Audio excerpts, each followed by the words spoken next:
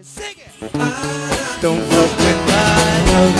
That heart is so cold, all over my own.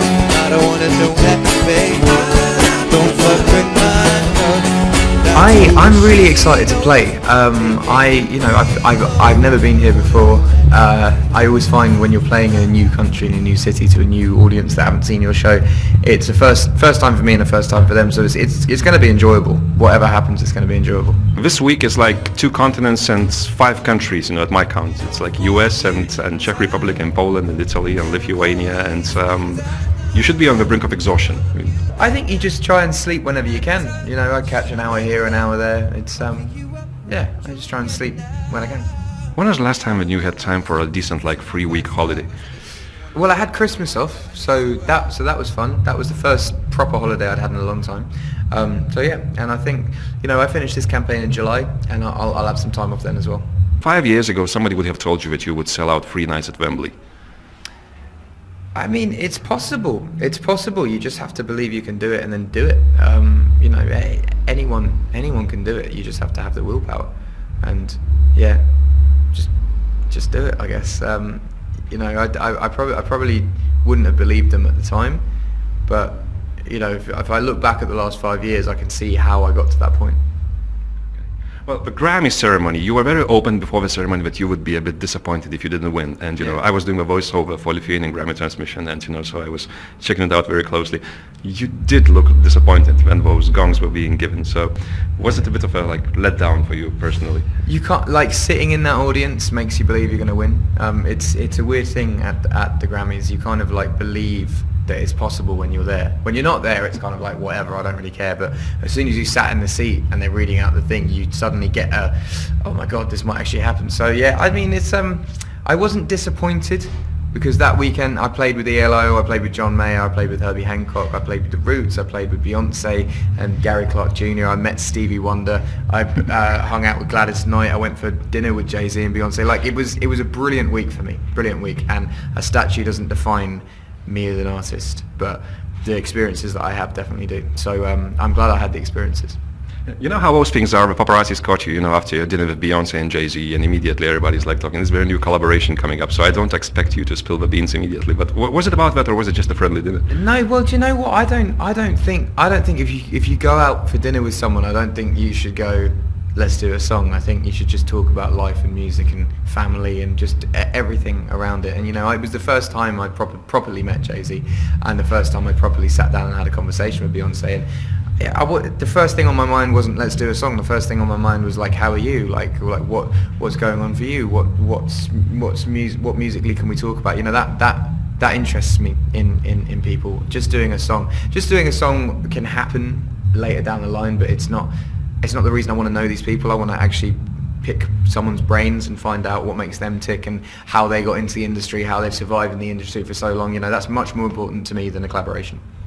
Just yesterday there was news in Ireland that there was a poll for the best love song of all times, and Thinking Out Loud came above, it came number 1, above I Will Always Love You. I saw that. When it comes to accolades like that, do you ever go wow, is this ridiculous or what? I think it's a modern poll, and it's voted for by people now. It's not an all-time poll. It's a last few weeks poll. And Thinking Out Loud is a popular love song at the moment. But I think in 10 years' time, if you compare it to I Will Always Love You, I Will Always Love You will come out on top. I'm very, very honoured that it's in a list of good love songs, but it's by no means the best. I'm influenced by all these amazing love songs. I haven't created the best one. I've just done a bastardization of many of them. Your career is going stratospheric. So, what do you think keeps you grounded? I mean, is there anything, is there anything in your family, in your surroundings, or other people who just, it's just inside you that's, just, I shouldn't really let fame go to my head? I have my moments. like most people, but you have to surround yourself with people that slap you back into place. It's not necessarily everyone's going to change in this industry, and everyone's going to have moments where they feel bigger than they are, but it's whether you have people around you that agree with you or people around you that will put you in your place, and I've definitely got people around me that will put me in my place.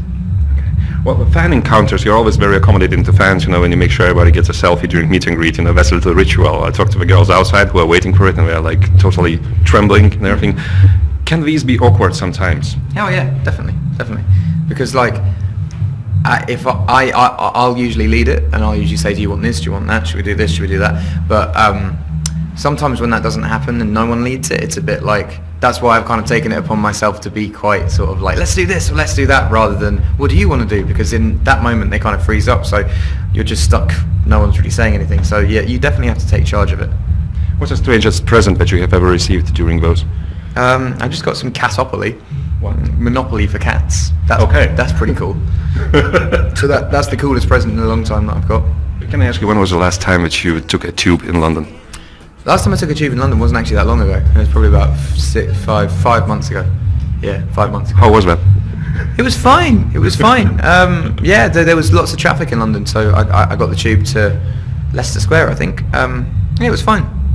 I don't do it in like all the time, just because I'm not in London all the time. But it's not the last thing that I do. It's it's easy to get around on the tube.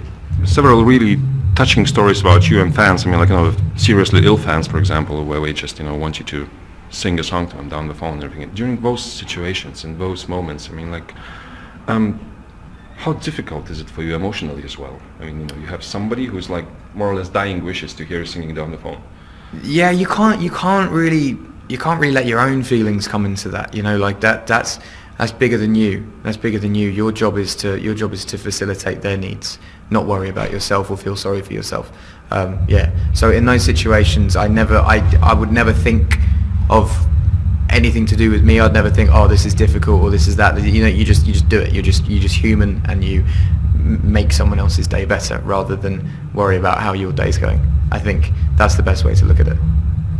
Yeah. Well, can I ask you, what's the most, well, this is a funny question, but what's the most expensive thing that you have bought after you started earning, decent amounts of money with your career? A house, yeah. A house. I think that should be the most expensive thing that everyone buys. I think the house is the most important. So not the sort of, a person who throws money around, on cars and then fancy things. I don't drive. I love guitars. I own quite a few guitars. But I play guitars. House. That's the most expensive thing I own, is a house. I think that's the most expensive thing most people own. I think if you have something in your possession that's worth more than your house, you're doing it wrong. So finally, what's the after party like tonight? The after party? Well, we're going to, where are we going? Latvia? What? Riga, yeah. We're going to Riga. So, there's a long drive. So there's no after party. The party will be on my birthday. That'll be the party.